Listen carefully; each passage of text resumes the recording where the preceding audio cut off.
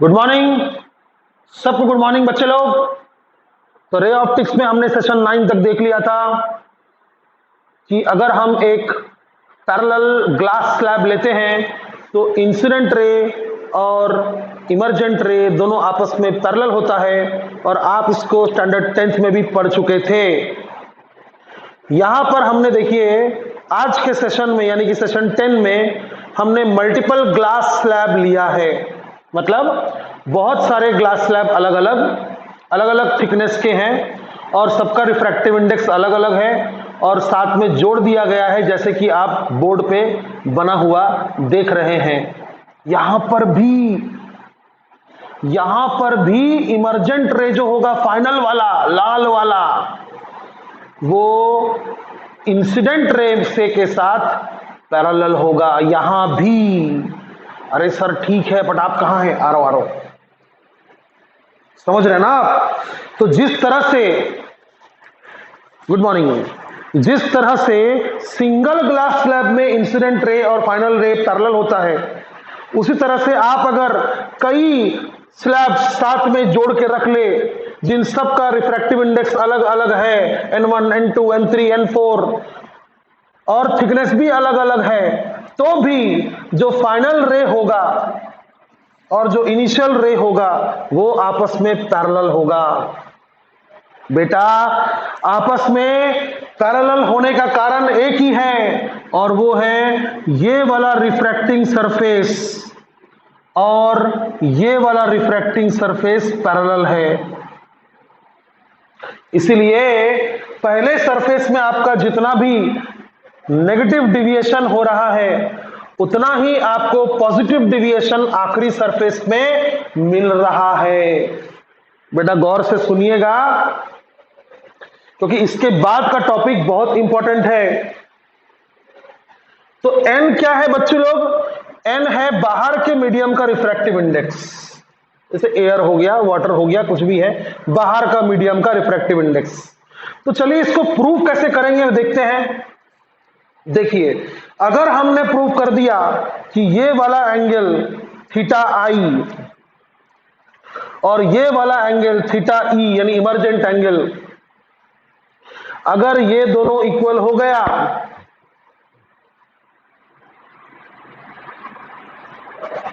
तो ये स्टेटमेंट भी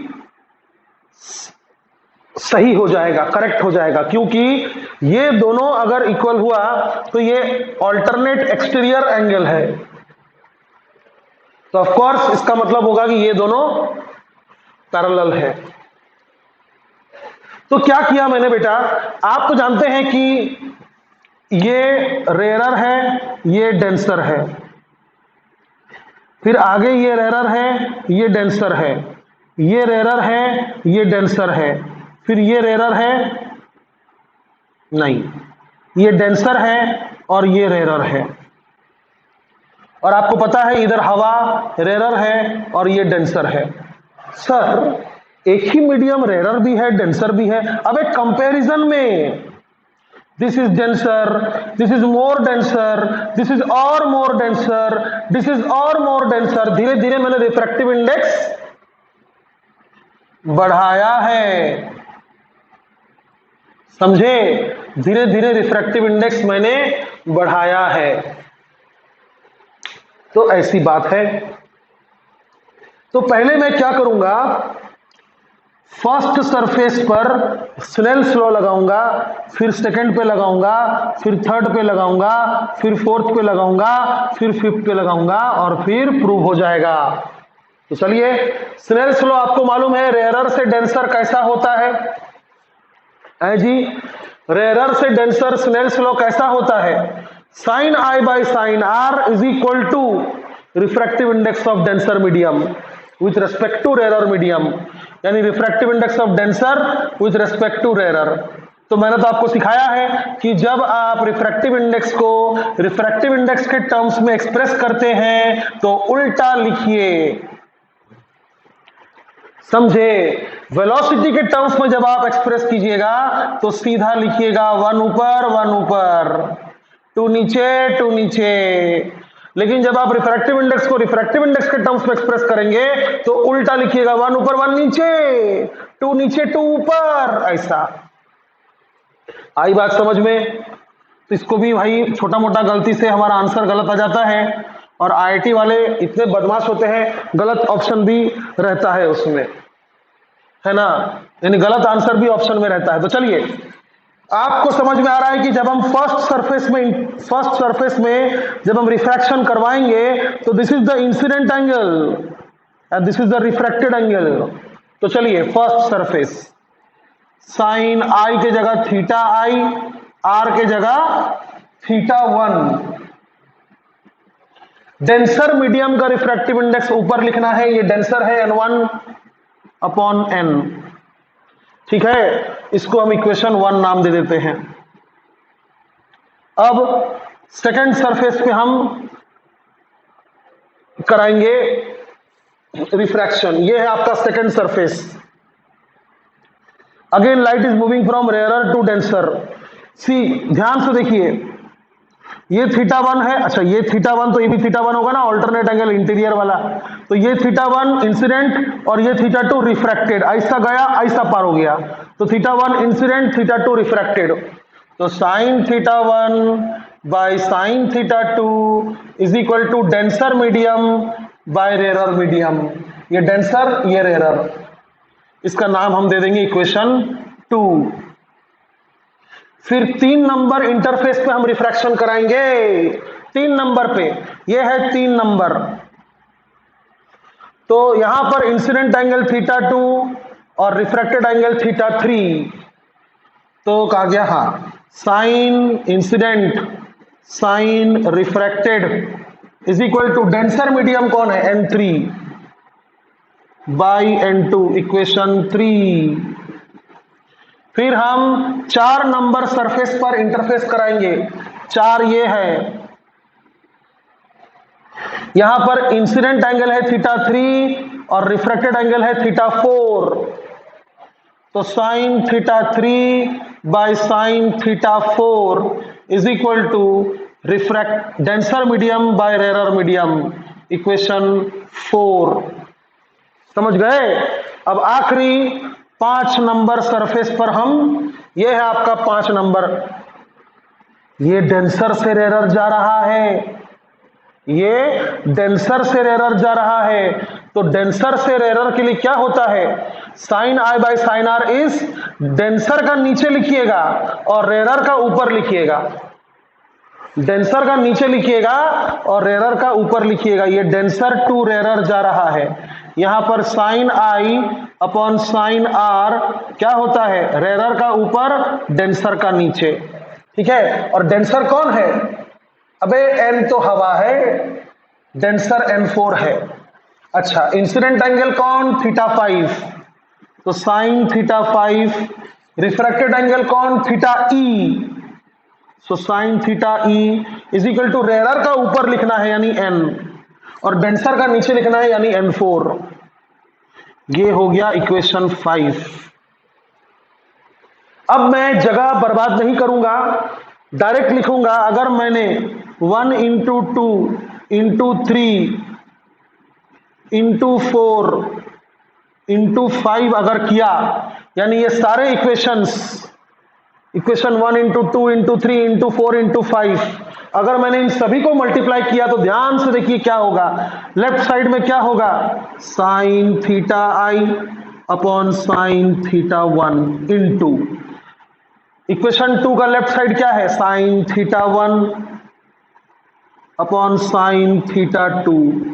इक्वेशन 3 का लेफ्ट साइड क्या है, sine theta 2 upon sine theta 3। Equation 4 का लेफ्ट साइड क्या है, sine theta 3 upon sine theta 4। Equation 5 का लेफ्ट साइड क्या है, sine theta 5 upon sine theta e is equal to, अब राइट साइड लिखना है। इक्वेशन 1 का राइट साइड क्या है, n1 बाई n। इक्वेशन 2 का राइट साइड क्या है, n2 कहां गया भाई, n2 बाई n1। इक्वेशन 3 का right side n3 by n2। Equation 4 का right side n4 by n1, अभी भी n4 बाई n3 होगा, n4 बाई n3, बे अभी गलत हो जा रहा था रे, n4 बाई n3। इक्वेशन 5 का राइट हैंड साइड क्या है, n बाई n4। दा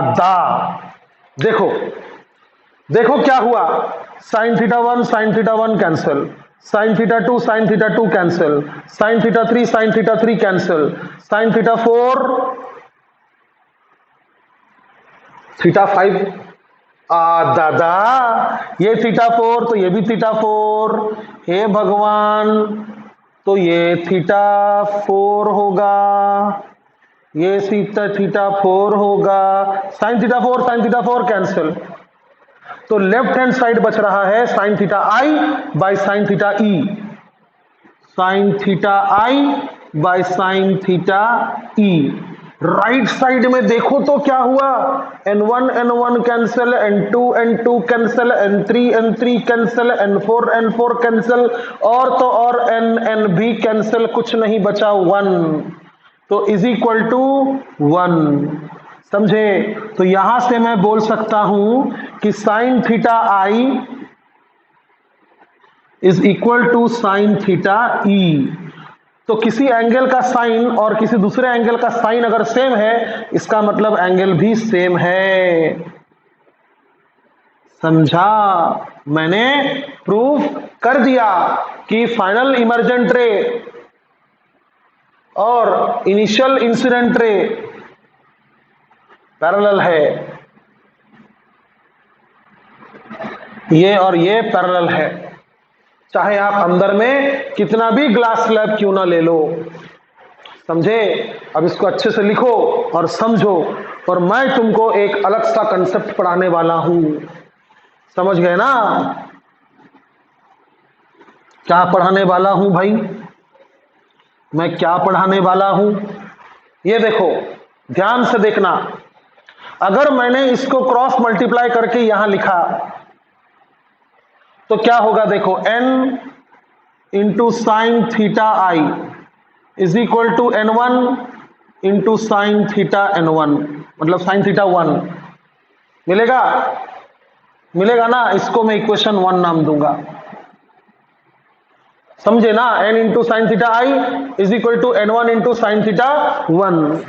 अगर मैं यहां पर क्रॉस मल्टीप्लाई करके लिखता हूं तो देखिए n2 into sine theta 2 is equal to n3 into sine theta 3। इसका नाम मैं दूंगा इक्वेशन 3। अगर मैंने यहां भी क्रॉस मल्टीप्लाई करके लिखा तो ये होगा, देखिए, n1 into sine theta 1 is equal to n2 into sine theta 2। इसका नाम मैं दूंगा इक्वेशन 2। और अगर मैंने यहां पर लिखा n3 into sine theta 3 is equal to n4 into sine theta 4, और इसको मैं इक्वेशन 4 नाम दूंगा। ध्यान से देखिएगा, बहुत इंपॉर्टेंट है अगले टॉपिक के लिए, बहुत ज्यादा इंपॉर्टेंट। रिकॉर्डिंग स्टार्ट किया कि नहीं मैंने? हे भगवान, हाँ किया। सब बराबर विजिबल है? हाँ, एकदम विजिबल है। बात है क्या? अब देखिए, ध्यान से इक्वेशन 1 को देखिए, 2 को देखिए, 3 को देखिए, 4 को देखिए। 5 नहीं किया मैंने, हटाओ उसको, जरूरत नहीं है। देखो, n sine theta I is equal to n1 sine theta 1, और n1 sine theta 1 is equal to n2 sine theta 2, और n2 sine theta 2 is equal to n3 sine theta 3, और n3 sine theta 3 is equal to n4 sine theta 4। अरे रे रे रे रे रे रे, इसका मतलब ये इसके बराबर है, ये इसके बराबर है, ये इसके बराबर है, ये इसके बराबर, सब बराबर है, सब बराबर है। तो फ्रॉम इक्वेशन 1 2 3 4 वी कैन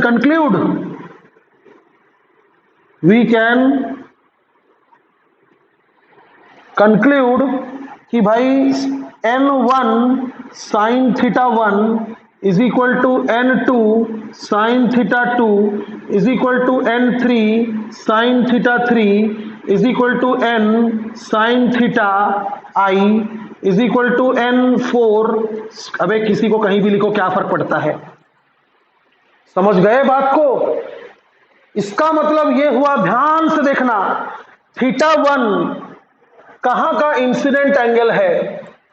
उस मीडियम का इंसिडेंट एंगल है जिस मीडियम का रिफ्रैक्टिव इंडेक्स N1 है। क्या यहां पर N1 है? हां है। थीटा 2 कौन से मीडियम का इंसिडेंट एंगल है? उस मीडियम का थीटा 2 इंसिडेंट एंगल है जिस मीडियम का रिफ्रैक्टिव इंडेक्स N2 है। क्या यहां N2 लिखा है? अरे हां। थीटा 3 उस मीडियम का इंसिडेंट एंगल है जिस मीडियम में रिफ्रैक्टिव इंडेक्स N3 है। क्या यहां N3 लिखा है? हां। इसका मतलब किसी भी मीडियम का इंसिडेंट एंगल का साइन, किसी भी मीडियम का इंसिडेंट एंगल का साइन इनटू उस मीडियम का refractive index will be constant.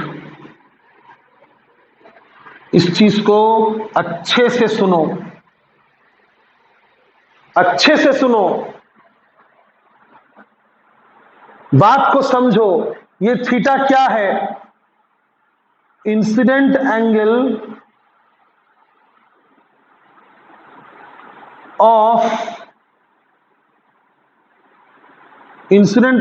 In medium of refractive index n। यानी आपने यहां पर जिसका रिफ्रैक्टिव इंडेक्स लिखा है उसी मीडियम का अगर आपने इंसिडेंट एंगल लिखा तो ये प्रोडक्ट कांस्टेंट रहेगा। जैसे N1 इंटू साइन थीटा 1 जो भी होगा वही N2 इंटू साइन थीटा 2 होगा, वही N3 इंटू साइन थीटा 3 होगा, वही N4 इंटू साइन थीटा 4 होगा और वही N into sine theta I होगा। ये रिजल्ट बहुत इंपॉर्टेंट है IIT JEE के लिए। समझ में आया? समझ में आया? अच्छे से इसको लिखिएगा। आपको समझ में आ गया है मुझे पता है। मैं आपको एक एग्जांपल दे देता हूं ताकि आपको और अच्छे से समझ में आए।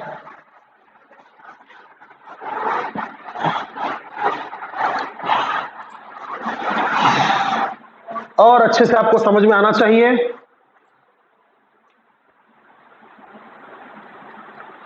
देखिए, मान लीजिए मेरे पास दो स्लैब का सिस्टम है, दो स्लैब का सिस्टम है।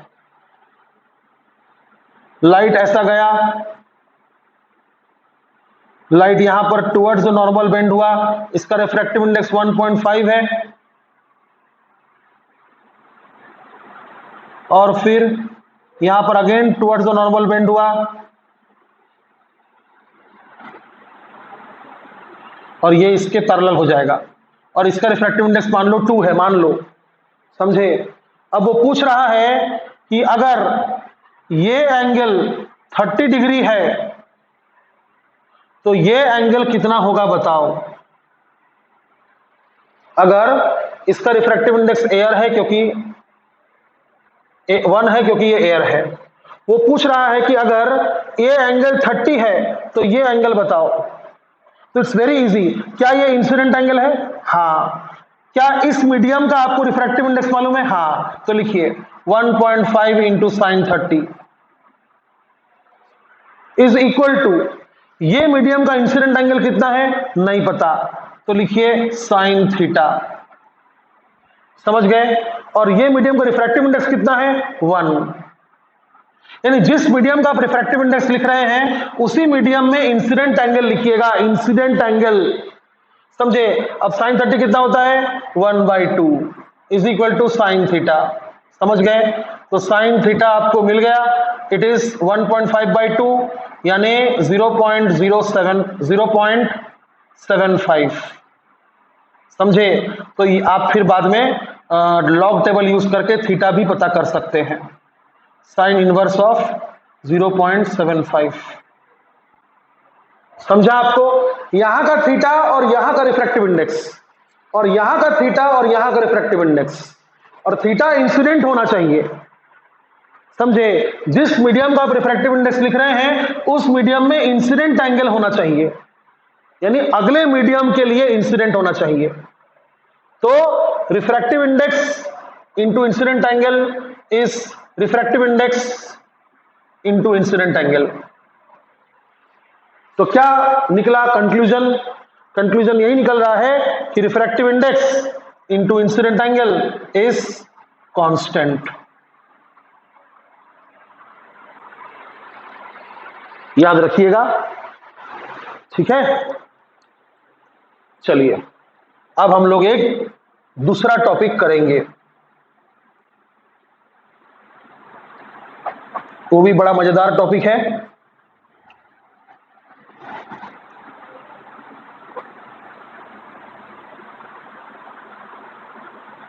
अगला जो टॉपिक है वो बेटा वो हमारा है रियल एंड एपरेंट डेप्थ। मतलब कुछ नहीं, आपने एक चीज नोटिस किया होगा कि अगर मान लीजिए आपके पास एक ग्लास है या कोई भी बीकर है, मान लीजिए कोई भी वेसल है, ठीक है, और मान लीजिए उसके अंदर है जल यानी कि पानी, उसके अंदर है पानी, ठीक है। और बेटा जो पानी है, पानी के अंदर क्या है पता है? पानी के अंदर है एक सिक्का, मतलब कॉइन। पानी के अंदर है एक कॉइन, ठीक है, कोई भी ऑब्जेक्ट है, मान लीजिए कॉइन है। तो आपने एक चीज नोटिस किया होगा कि जब आप इस कॉइन को बाहर से देखते हैं, यह है आपका सुंदर सा आंख, जब आप इस कॉइन को बाहर से देखते हैं ये यहां नजर नहीं आता है, ये थोड़ा उठा हुआ नजर आता है। अक्सर आप देखे होंगे ऑफिस टेबल के ऊपर जो कांच का शीट रहता है, ऑफिस टेबल के ऊपर जो कांच का शीट रहता है उसके नीचे जो न्यूज़पेपर या कोई भी चीज, कोई भी पेपर अगर है तो उसके भी अक्षर ऊपर उठ के दिखते हैं, थोड़े बड़े दिखते हैं, है ना? तो हमें वही सोचना है कि आखिर ये बड़े क्यों दिख रहे हैं, ऊपर उठ के क्यों दिख रहे हैं। अगर देखा जाए, मैं एक लाइट यहां से सीधा निकाल सकता हूं ऊपर की ओर, क्योंकि ये लाइट तो अलोंग द नॉर्मल होगा।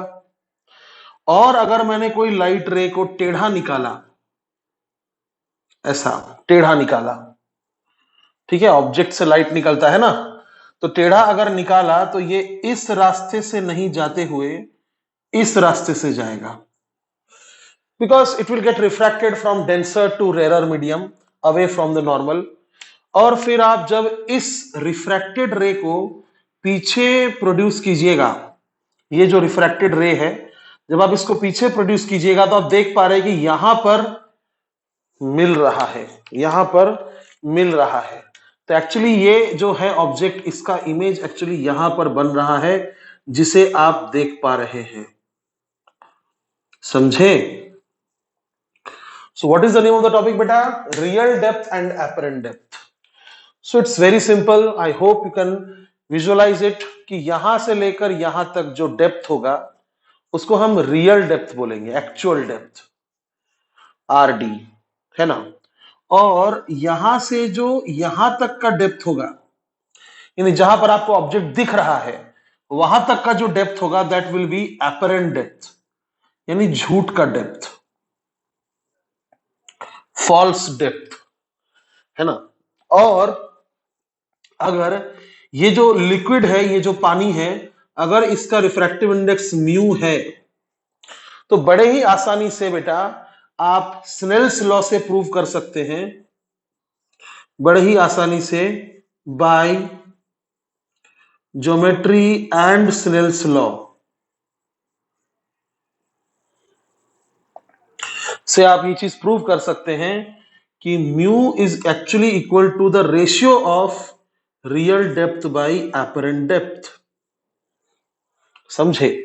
Real depth by apparent depth. आई बात समझ में? या फिर आप ऐसा भी बोल सकते हैं यहां से कि भाई apparent depth is equal to real depth upon mu. समझे? तो ये हो गया when object is inside liquid and you are viewing from outside. यानी ये हो गया ऑब्जेक्ट इज इनसाइड लिक्विड या denser medium, object is inside denser medium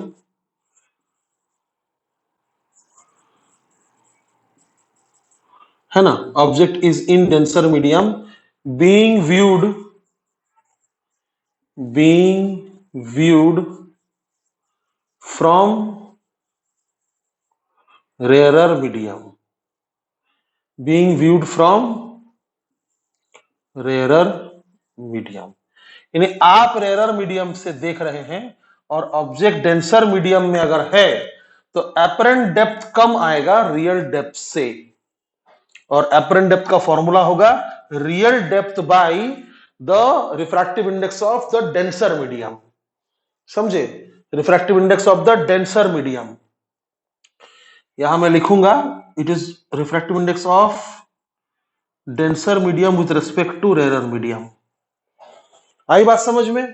ठीक है। अब एक और केस हो सकता है,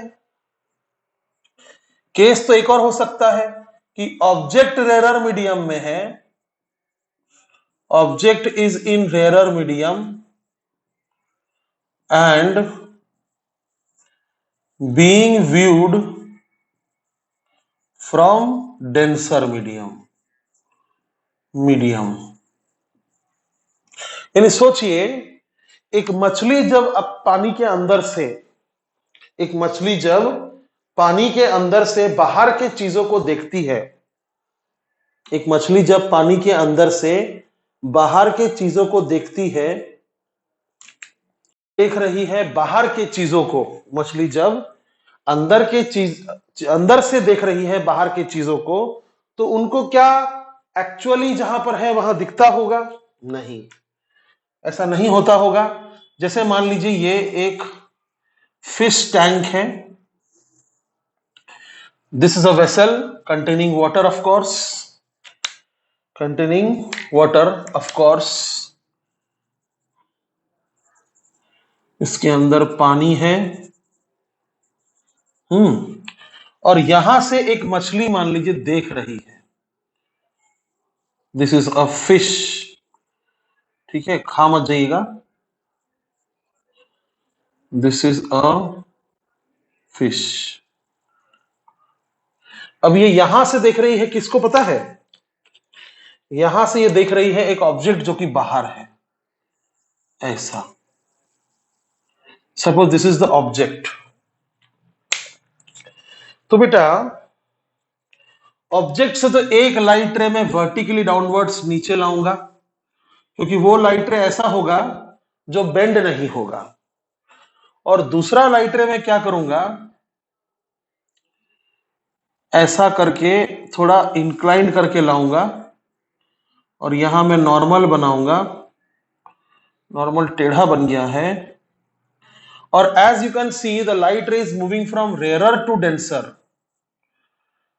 the light ray is moving from rarer to denser, it will bend towards the normal। ये इधर नहीं जाते हुए इधर मुड़ जाएगा, it will bend towards the normal। तो अब जब मैं इस रिफ्रैक्टेड रे को, हम हमेशा रिफ्रैक्टेड रे को ही बैक प्रोड्यूस करते हैं इमेज बनाने के लिए, तो यहां पर भी मैं जब रिफ्रैक्टेड रे को बैक प्रोड्यूस करूंगा तो ये आप देख सकते हैं कि इधर जा रहा है, ये जो रे है इसको जब मैं बैक प्रोड्यूस कर रहा हूं ये इधर जा रहा है। ओके फाइन, और इसे जब मैं बैक प्रोड्यूस करूंगा तो ये ऊपर जाएगा और यहां पर मिलेगा, है ना। So this is the point of intersection where the image will be formed. तो अब देखिए यहां से लेकर यहां तक का जो डेप्थ होगा या हाइट होगा, that will be real depth, actual depth जहां पर ऑब्जेक्ट है। लेकिन इस फिश को नजर कहां आ रहा है? यहां आ रहा है, तो यहां से लेकर यहां तक का जो डिस्टेंस होगा that is the apparent depth. And again by geometry and Snell's law you can prove that this time the formula will be उल्टा. अगर इसका म्यू रिफ्रैक्टिव इंडेक्स म्यू है तो mu will be equal to apparent depth by real depth. समझे? तो इससे apparent depth कितना मिलेगा आपको? Real depth into mu, mu into real depth. So very simple. Okay. Object अगर रेरर मीडियम में है तो म्यू टाइम्स हो जाएगा, है ना, और ऑब्जेक्ट अगर डेंसर मीडियम में है तो अपॉन म्यू हो जाएगा. और दोनों ही फॉर्मूले में म्यू जो है वो डेंसर मीडियम का लिखा हुआ है रेरर मीडियम के रिस्पेक्ट में. आपको तो पता है, मुझे आदत है हर फॉर्मूला में मैं डेंसर का ही म्यू लिखता हूं. समझ गए आप इस टॉपिक को? अच्छा, अब चलिए एक एग्जांपल देखते हैं. बहुत ही अच्छा एग्जांपल मैं आपको बताऊंगा अभी. आप इसको नोट डाउन कर लो अच्छे से. बहुत ही अच्छा एग्जांपल मैं आपको बताऊंगा, मन खुश हो जाएगा आपका.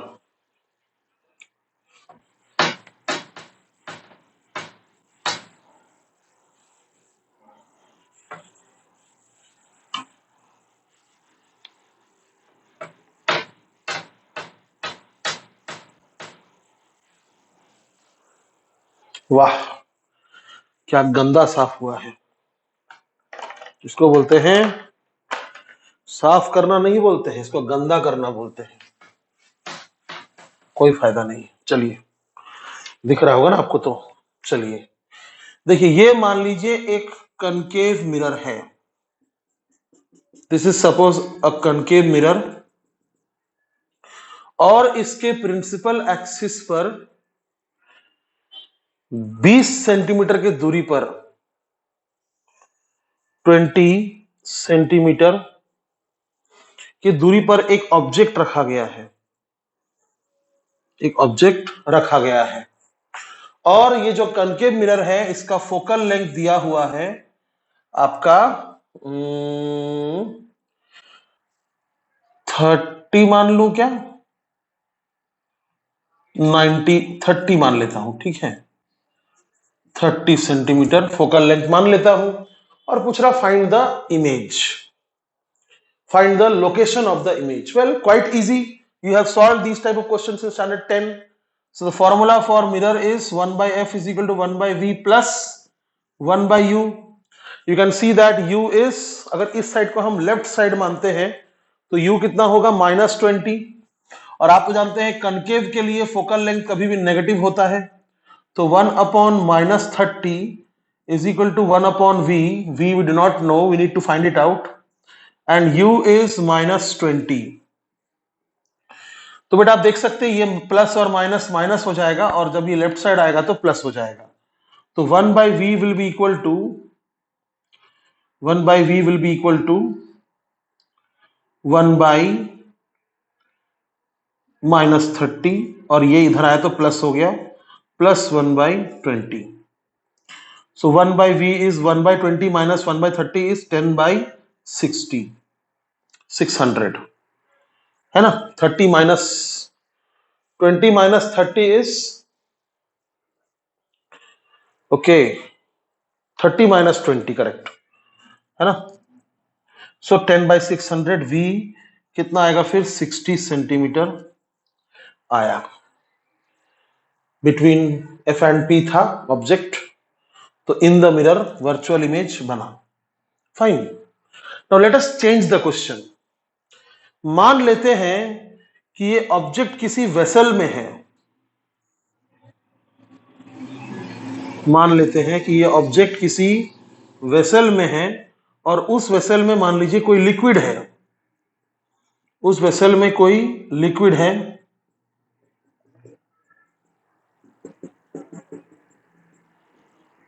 जिसका म्यू आपको दिया हुआ है 1.5,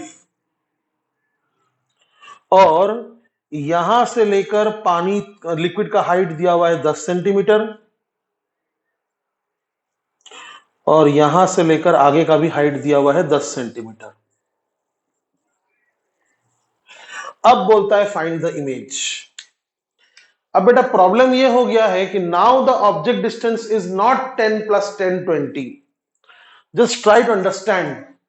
देखिए यहां से लेकर यहां तक का जो डिस्टेंस है वो हवा में है, वो जितना है उतना ही हम कंसिडर करेंगे, क्योंकि मिरर तो हवा में है ना, मिरर तो एयर में है, इसलिए यहां तक का, यहां से लेकर यहां तक का डिस्टेंस जो दिया हुआ है वो उतना ही कंसिडर करेंगे, क्योंकि वो डिस्टेंस भी हवा में है। लेकिन यहां से लेकर यहां तक का डिस्टेंस हवा में नहीं है, लिक्विड में है, एक ऐसे मीडियम में है जिसका रिफ्रैक्टिव इंडेक्स 1.5 है। तो इस केस में बेटा आपको अपरेंट डेप्थ निकालना पड़ेगा, आपको लाइट का जो पाथ होगा वो निकालना पड़ेगा। यहां से लेकर यहां तक ज्योमेट्रिकल पाथ है, यानी अगर स्केल लेकर मेजर करोगे तो यहां से लेकर यहां तक 10 सेंटीमीटर आएगा, लेकिन लाइट के लिए यह डिस्टेंस 10 सेंटीमीटर नहीं होगा, 10 से कम होगा, क्योंकि ऑब्जेक्ट डेंसर मीडियम में रखा हुआ है। That is everything is correct here, but you is not 20, you is not 20। समझ गए आप? u जो होगा वो 20 नहीं होगा, तो आंसर भी 60 नहीं होगा। So let us find out बेटा what will be u।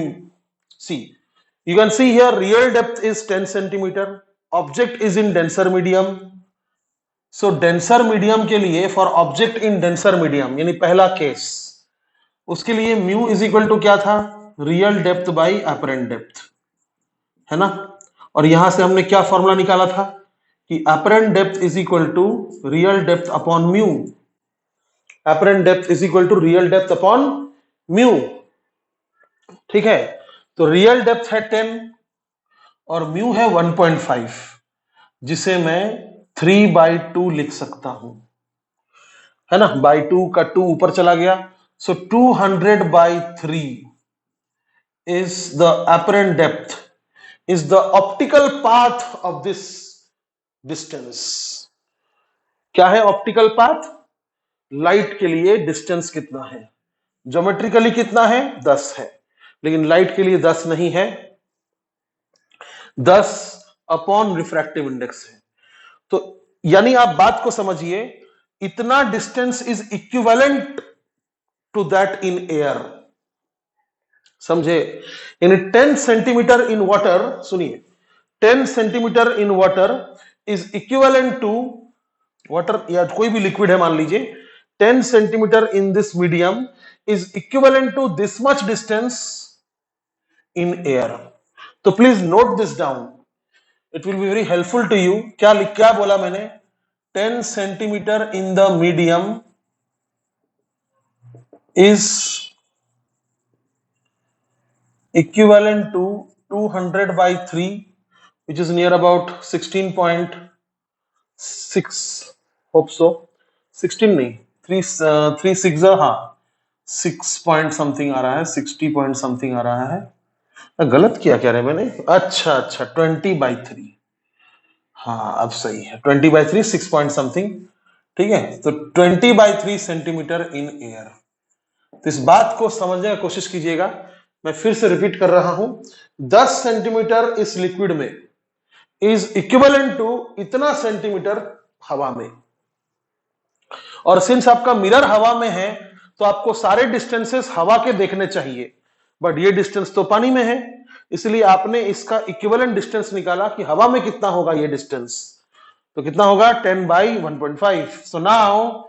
So now object distance u will be equal to negative of, in negative क्यों? क्योंकि हम u के सामने माइनस लगाते हैं। This much distance is in air itself and this distance has been found out to be 20/3 in air. So total object distance is 10/3, sorry 10 plus 20/3. So now u is equal to 30 plus 20, 50/3. So minus of 50/3 is actually u here, जो आप यहां लिखोगे minus of 50/3, 3 ऊपर चला गया, समझे। अब ये इधर आएगा तो प्लस हो जाएगा। So now the LCM will be 1500 and 50 minus 90. Yes. समझ गए? 50 माइनस 90, बट ये तो माइनस में आ गया, माइनस में नहीं आना चाहिए था। कुछ छोटा सा बहुत ही सिली मिस्टेक किया है मैंने, बहुत ही सिली मिस्टेक किया है मैंने। 3/50 माइनस 1/30, यस, गलती किया था मैंने, मैं गलत था यहाँ पे। 90 माइनस 50, सो 40/500, तो v is equal to 1500/40, so this will be 150, 75, 37.5। देखा? समझा आपको? समझ गया ना कि रियल डेप्थ अपरेंट डेप्थ कैसे यूज करते हैं हम लोग, कब यूज करते हैं? वेरी गुड, समझे? तो मैं आपको होमवर्क देता हूं छोटा सा, आप बताना उसको कैसे सॉल्व करोगे। ये एक पानी का वेसल है, पानी में मिरर है। मिरर कहां है? पानी में है, ठीक है, कनकेव मिरर है, और इसका फोकल लेंथ दिया हुआ है भाई -30 सेंटीमीटर, और यहां पर पानी है कितना? ऑफ कोर्स यहां से 10 सेंटीमीटर, और यहां से 10 सेंटीमीटर और ऊपर एक ऑब्जेक्ट है जो इसके प्रिंसिपल एक्सिस पर लाई करता है। आप बताना इमेज कहां होगा। समझे? ये क्वेश्चन में क्या था? ऑब्जेक्ट पानी में था और इमेज मिरर में था। कुछ भी, ऑब्जेक्ट पानी में था और मिरर एयर में था। तो हमने क्या किया, पानी का जो डिस्टेंस है उसका इक्विवेलेंट डिस्टेंस निकाला, एयर में कितना होगा। इस क्वेश्चन में क्या है, मिरर पानी में है और ऑब्जेक्ट एयर में है। तो आप बताना कि आप कैसे सॉल्व करोगे इसको। अगर आप इसको सॉल्व कर लिए अच्छे से दिमाग लगा के, तो आप इसको भी समझ गए, इसका मतलब समझे। यहां मैंने क्या किया, मिरर हवा में था तो मैंने सारे डिस्टेंसेस हवा वाला देखा। जैसे ये डिस्टेंस हवा वाला था तो मैंने 10 लिख दिया यहां पे, लेकिन ये डिस्टेंस हवा वाला है क्या? नहीं, ये डिस्टेंस पानी वाला है। तो इसका कितना डिस्टेंस होगा हवा में? तो ये फॉर्मूला लगाया मैंने, object is in denser medium, और यहां पर देखिए object is in rare medium है, इसका भी म्यू 1.5 है, और ये एयर है। यहां पर ऑब्जेक्ट एयर में है और मिरर पानी में है या कोई भी लिक्विड में है। तो आप सोचिए कि आपको कौन सा डिस्टेंस का अपरेंट डेप्थ देखना चाहिए, और आप इसका आंसर मुझे बताइए। समझे? ठीक है।